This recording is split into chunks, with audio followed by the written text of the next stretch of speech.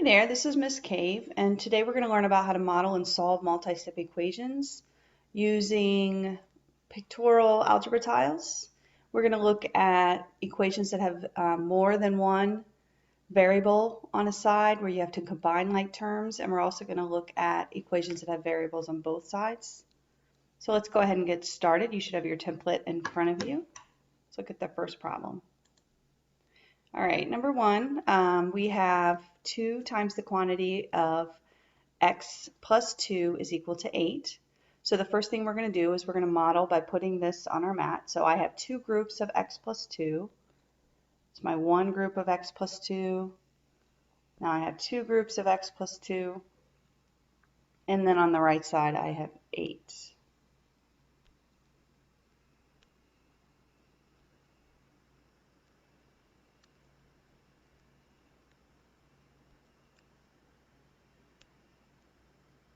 So now we're going to algebraically get this out of the way here. We're going to go ahead and look at what we have. So if you look on the left side of the equation, we have 2x plus 4, right? Because we have 2 groups. We have one group of x plus 2 and another group of x plus 2. Using the distributive property, we get our 2x plus 4, and then we have 8 on the other side. All right, and then now we're trying to isolate our variable, and we cannot isolate it as it is. We have lots of stuff going on with it. So the first thing we're going to do is we're going to get rid of this 4. So I'm going to subtract 4 from this side. But as we know, if we do something to one side, we have to do the same thing to the other. So I'm going to take away 4 here, or add negative 4. And this cancels out. We have 2x equals 4 here. So now we're going to divide both sides by 2. I'm going to divide this side by 2. I'm going to divide this side by 2. And x is equal to 2. So divide by 2, divide by 2. All right, let's look at the next equation.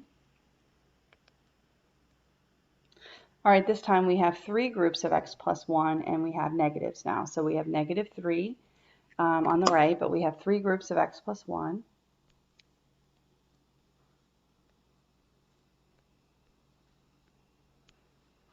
On the left side, and then we have negative 3 on the right. And so as you can see on the left side again, we have 3x plus 3. Let me bring this down a little bit.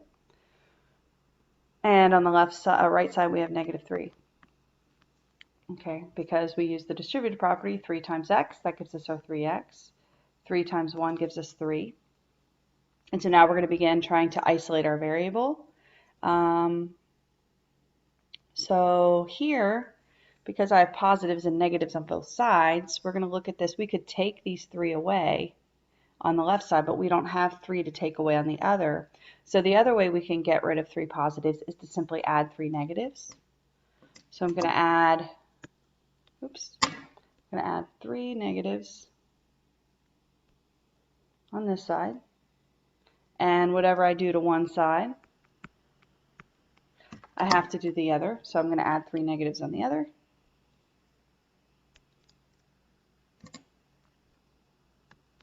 Which is the same thing as taking away 3 positives. And this here cancels out because these here cancel out. And again, that property is our additive inverse property. Additive inverse, I'm going to write that on here. It's important to remember as we use our properties. It's the additive inverse property. And then on the right side we have negative 6 now, and we have 3x's equals negative 6. From here we're going to divide both sides by 3. So I'm going to divide these into 3 groups. I'm going to divide these into 3 groups. And so now x is equal to negative 2. Because negative 6 divided by 3 is equal to negative 2. Let's go on to our next problem. All right, now we have, you can see I have two groups of x plus 1 again. It's a common theme. Trying to keep the numbers smaller for our models. X plus 1 one time, x plus 1 two times. And then look what I also have on the left side this time. I have a negative x. So now I'm going to bring in a negative x as well. And then on the right side I have 5.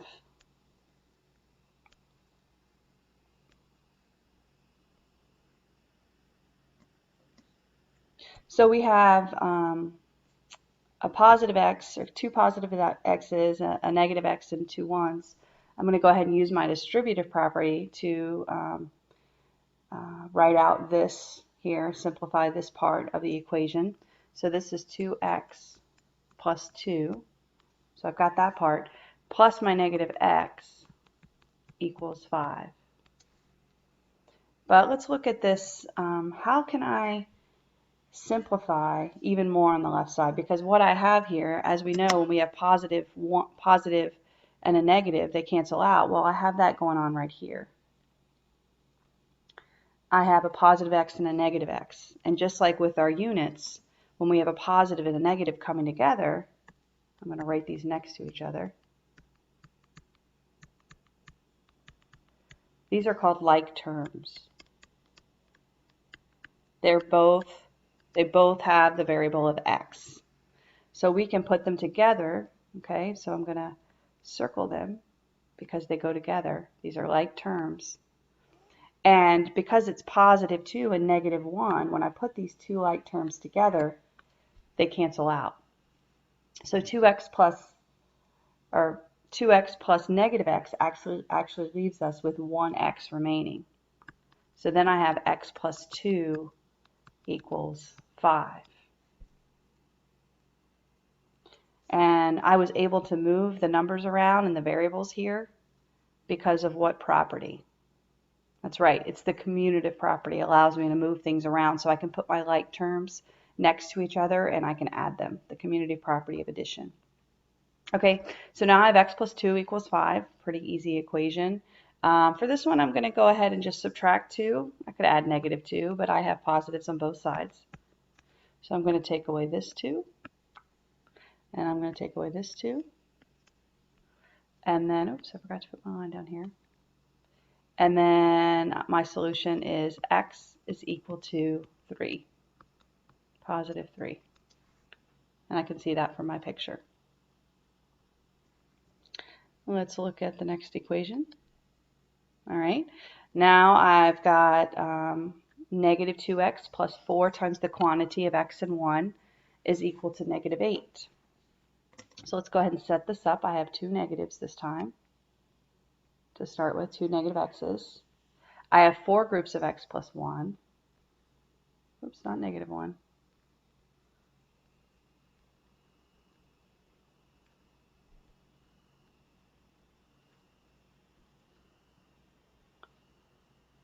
All right, and then on the other side I have negative 8. Take that negative.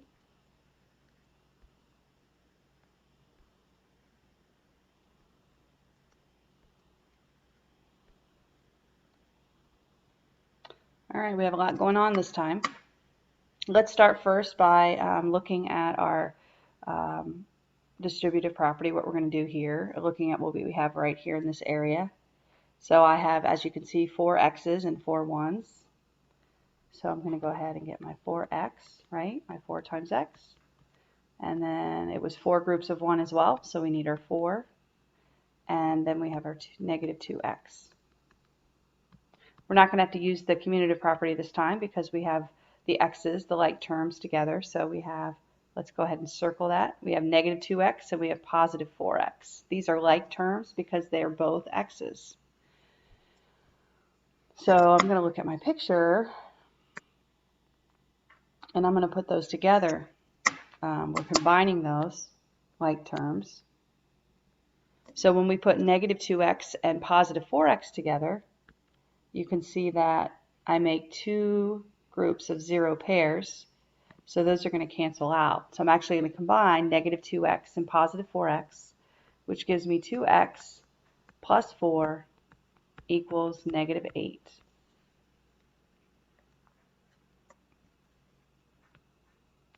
So now I have 2x plus 4, so I'm going to subtract 4 from both sides. All right, I don't have negative 4 on the right side, so I'm going to bring in 4 negatives.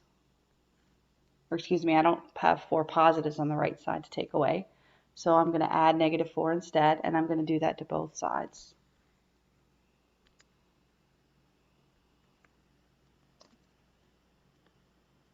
So I added negative 4 on the left, I added negative 4 on the right. When I added on the left, these are actually going to cancel out because I have 4 zero pairs.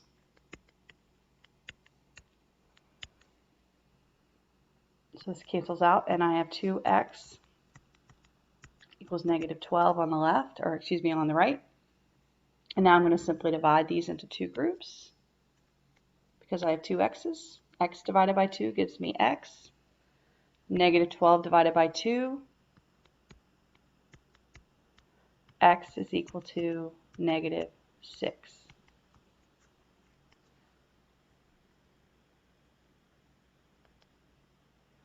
All right, moving on. This time I have 6x. I don't have the distributive property. I don't have any parentheses this time.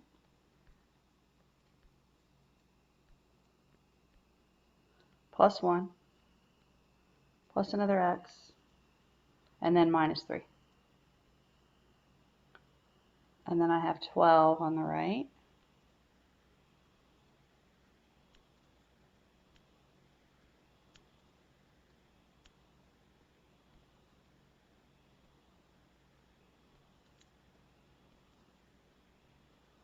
All right.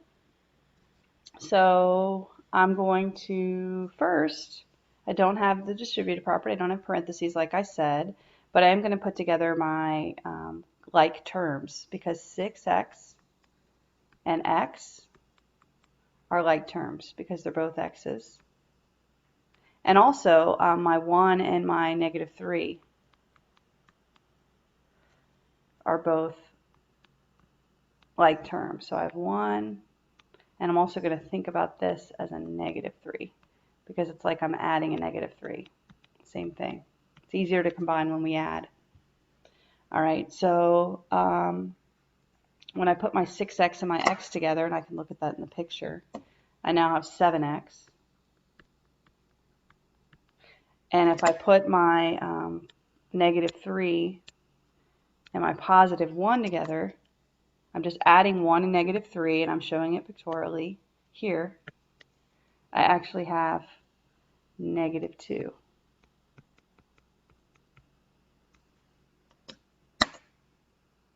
All right.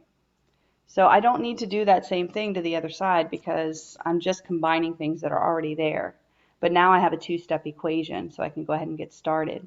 So I'm going to take away this negative 2 by adding positive 2 to both sides.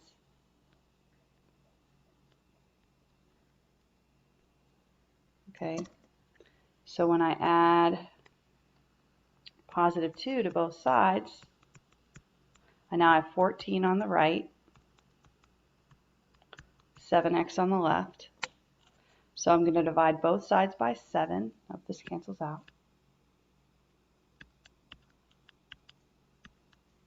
I'm going to divide both sides by 7 because I have 7 x's.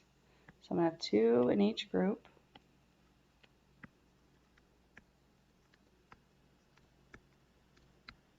Okay, and I'm going to divide my 7 x's into 7 groups. So dividing both sides by 7, x is equal to 2, positive 2. All right. Number 6, I have 4x. Now I want you guys to be looking at this equation. This time I have 4x, I have minus 3, so I'm going to put in 3 negatives. Taking away 3 positives is just like adding 3 negatives. And then on my right side, I also have x. So this is an example of an equation where you have variables on both sides. And I have 3x plus 1. So now I've got to think about what am I going to do to isolate my variable when I have variables on both sides. So I just want variables on one side, obviously, and I just want x on one side. So what I can do here is I can look at the side that has more. I'm looking at my left side, and I can actually take away x's. Okay, so over here I have 3. I can actually take away these 3 x's. Cross them out. On my left side, I just need to make sure I do the same thing on the left. If I have variables on both sides, I can simply subtract the x's. Because they're like terms, I can just take them away. So this cancels out, and I'm left, this cancels out, and now I'm left with 4x minus 3x, which is x, minus 3 equals 1.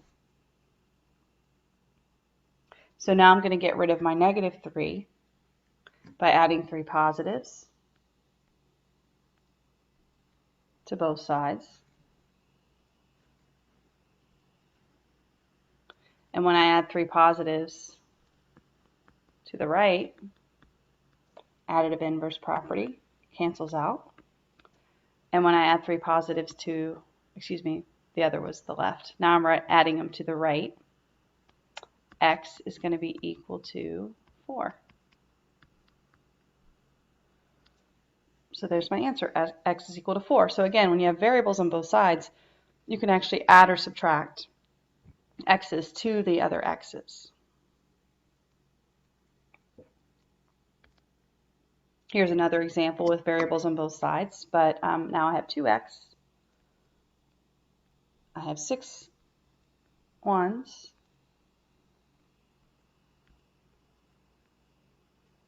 And then on the other side I have 5x.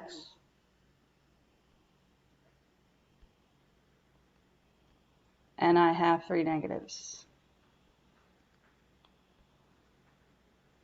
So again, typically what you do is you look at what you have more of, what side has the most. So on the right side I have 5x. On the left I have 2, so I'm just going to take 2x away from both sides so I can stay positive when I can. So I'm going to take 2x away from both sides. So I'm going to take 2x here away, and I'm going to take 2x here away. When I do that, this cancels out, and I have x equals 3x minus 3.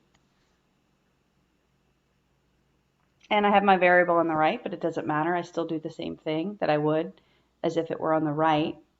So I'm going to get rid of my negative 3 by adding 3 positives to both sides.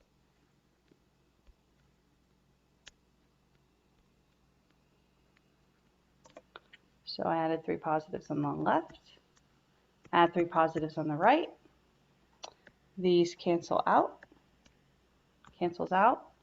and then I have 9 is equal to 3x. So now I have 9 on the left, 3x on the right, so I simply divide both sides by 3.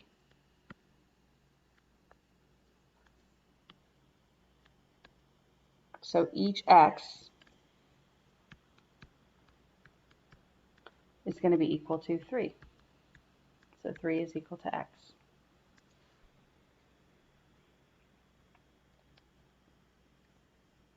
Number 8, variables on both sides again. So I have x, oops, I don't want that. I have x plus 8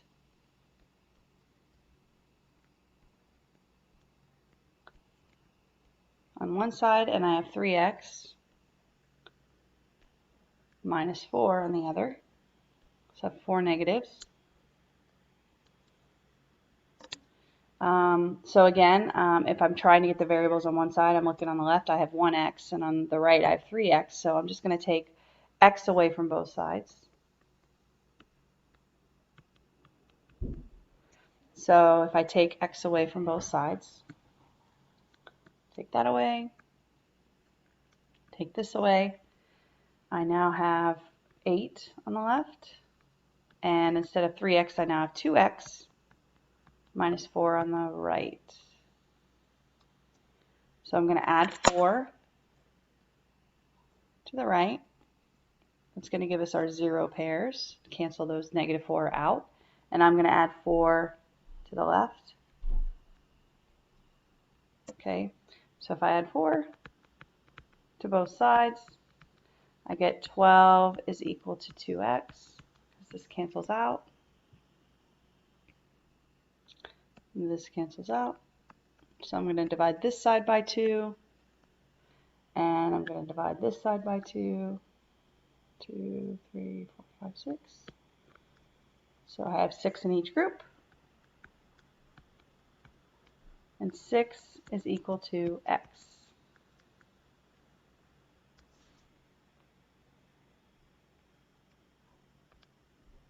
Number 9. Now I have distributive property, okay, so I have my parentheses, and I also have variables on both sides. So we're going to try it with both. So 2x minus 5, so I have 2 groups of x minus 5.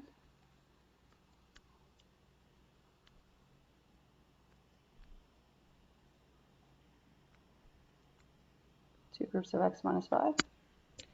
And on the right side, I have x plus 3, positive x.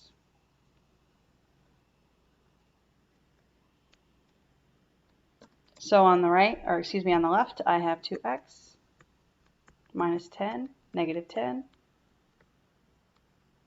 And I have x plus 3 on the right. So I'm going to take away 1x from both sides. So I'm going to get rid of this x. And I'm going to get rid of this x by subtracting 1x from both sides. So then this is going to leave me, if you notice from the picture, this is not 10, this is negative 10. So I'm going to have negative 10, because whenever you're subtracting, it's like adding a negative. So it's negative 10 on the left. And I also have my x. I've got to bring that down. That doesn't cancel out. It's minus 1x, which gives me 1x. What cancels out is the right side. So that's going to be x minus 10 equals 3. Then I'm going to add 10 to both sides. And then x is equal to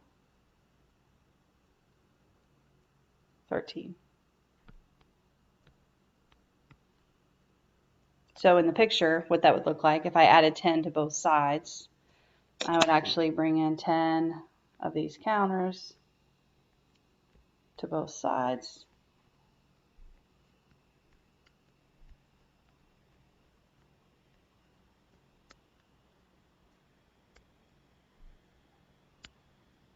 Okay, and so now I have 13, because these will make up 0 pairs and they will cancel out.